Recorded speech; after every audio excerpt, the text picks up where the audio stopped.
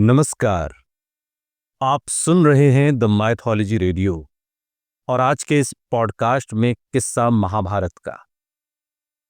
द्वापर युग में पांडवों और कौरवों के बीच एक भीषण युद्ध लड़ा गया था, जिसे हम सभी महाभारत युद्ध के नाम से जानते हैं।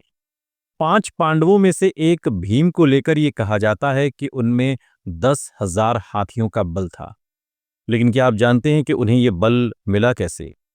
अगर नहीं तो चलिए आज के इस पॉडकास्ट में हम आपको बताते हैं।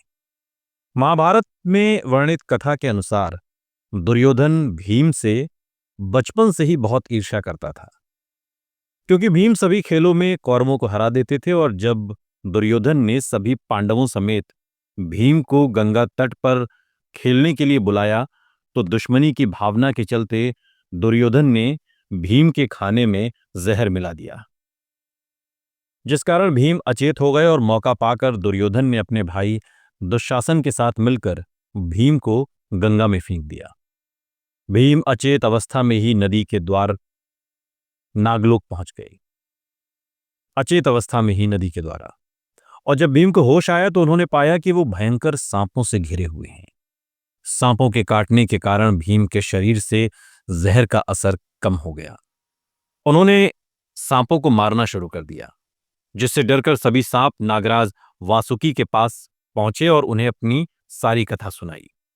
और तब नागराज वासुकी आर्यक नाग के साथ भीम के पास पहुंचे।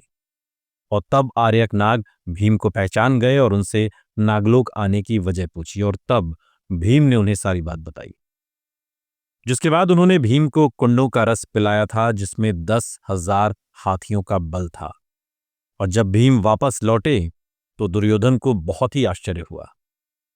पांडव भी भीम को वापस आते हुए देखकर काफी खुश थे और ये महसूस कर सकते थे कि भीम अब पहले से अधिक बलवान नजर आ रहे हैं। सभी अचरज में पड़ गए कि ये चमत्कार हुआ कैसे। और इस घटना के बाद से ही भीम पहले से अधिक शक्तिशाली हो गए। सुनते रहिए द माइथोलॉजी रेडियो, सुनता है सारा इंडिया।